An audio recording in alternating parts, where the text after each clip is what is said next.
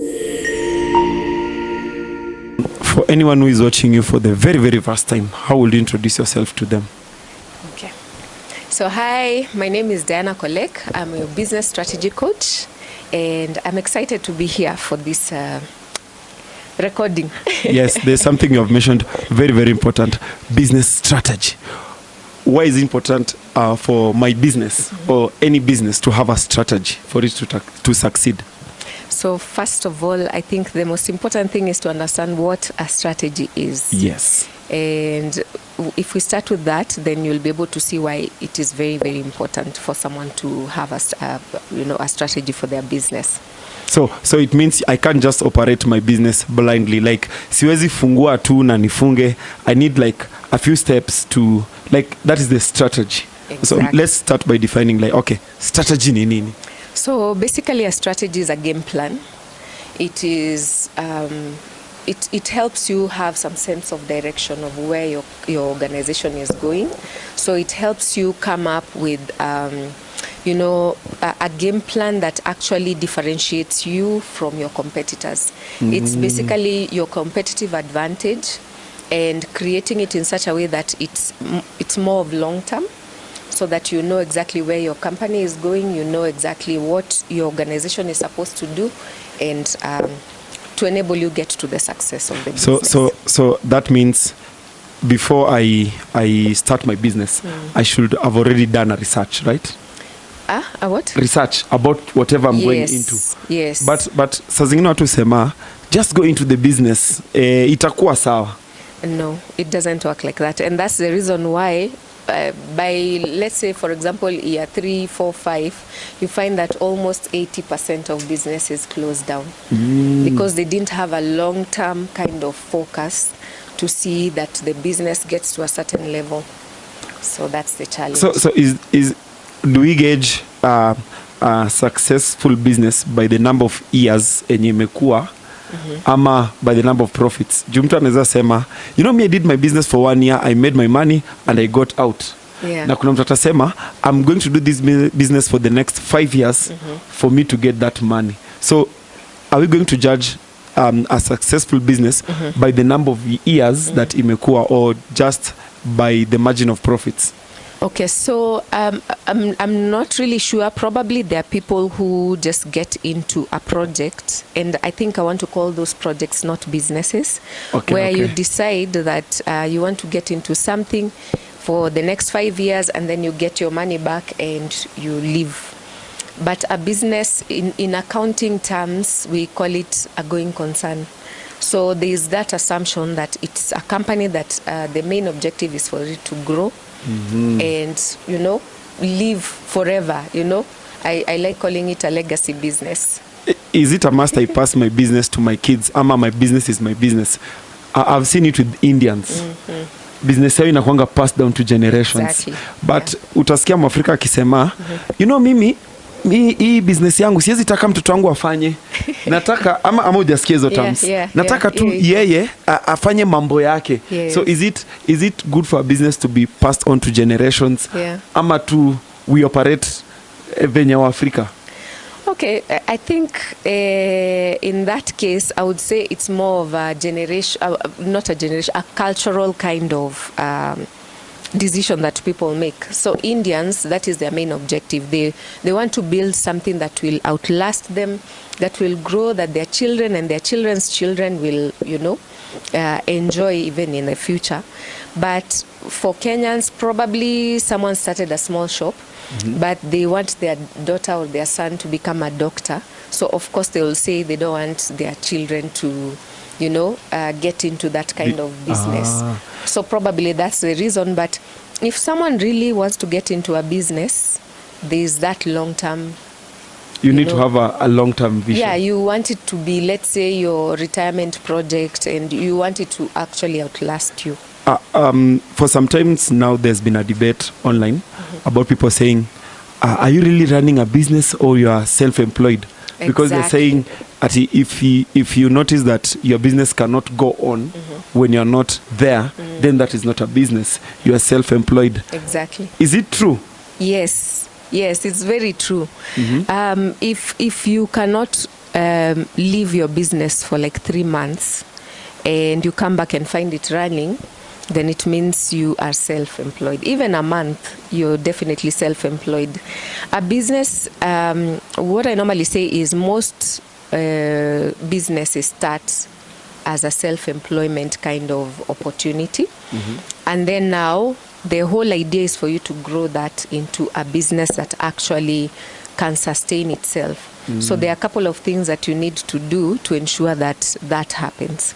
And that means I have something I coined. It's called the 3 Bs of creating a sustainable business. Okay.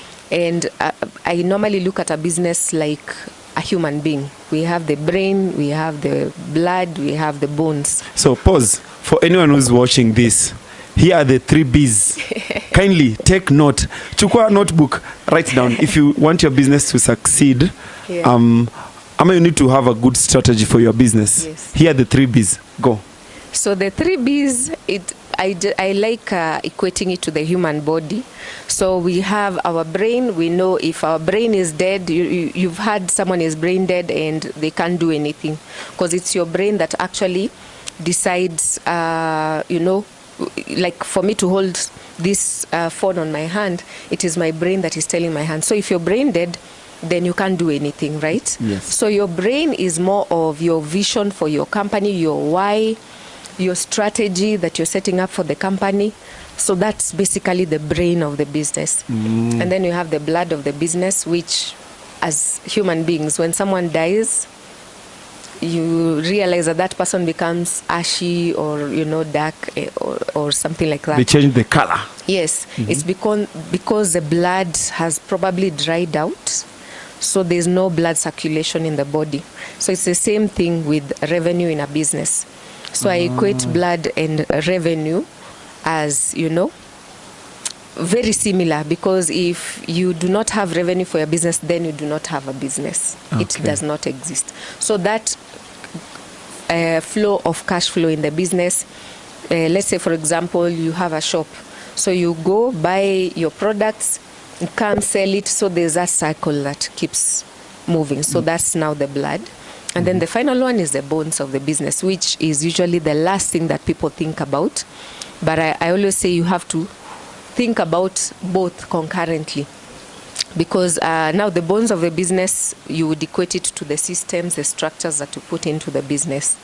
So if you have documented, if you have created the systems and the structures of the business, then that means that your business can actually run without you. Because the reason why, I'm sure you've seen with the Waindis, like someone is, they have so many employees and they'll be like, oh, no, don't do that. Okay, bring it, take it to this place. So they are always there in their businesses.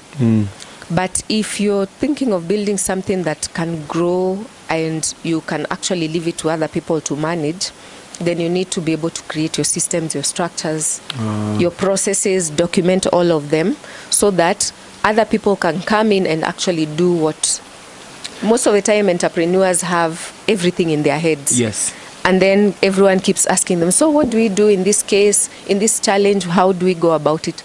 So those are the 3 Bs. Nice. I love it. I love how you have explained it. And for more, check out my YouTube channel. Yes, that is what I wanted to plug.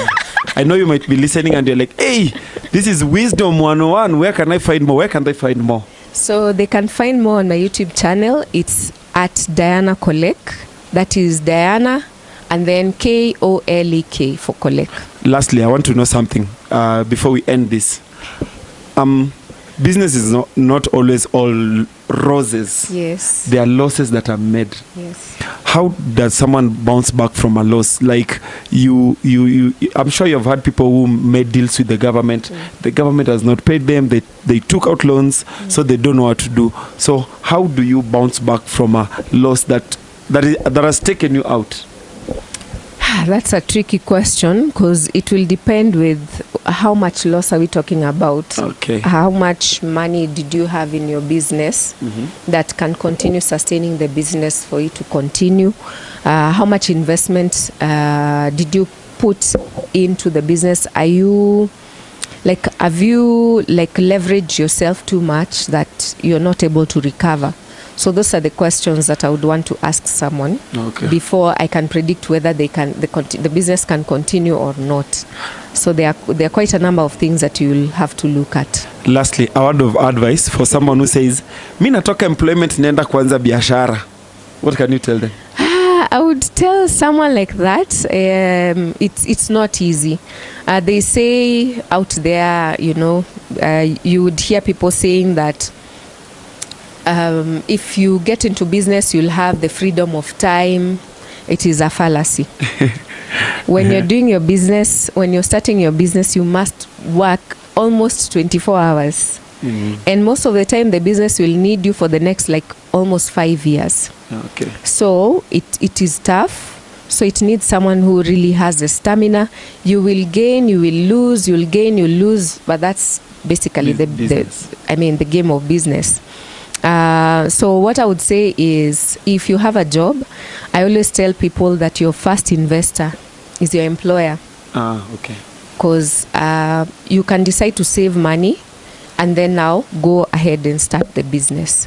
And then also take your time. If you're starting a business in the area that you've been employed in, gain as much as possible, gain as much knowledge as possible, learn the game, learn how the top people are making decisions, because those are the things that you're going to implement. So my thing is, your first investor is actually your employer. So don't leave your employment yet if you don't have enough money to sustain you on a personal level. Because the moment you move out and then you're expecting that your business will cater to your personal expenses, then that's where people start going wrong. Most of the time, the first year, you don't even pay yourself a salary because the business doesn't have enough revenue. You're not generating enough because you're trying to get known out there in the market. You're trying to network, you're trying to do all these things. Okay. So it means that it will take some time. So you need to have some buffer to start the business and also to take care of your personal needs. And then now eventually you start paying yourself. So it means your living standards will also go down because you need to save as much as possible. Yeah. Okay. Thank you so much. I've subscribed.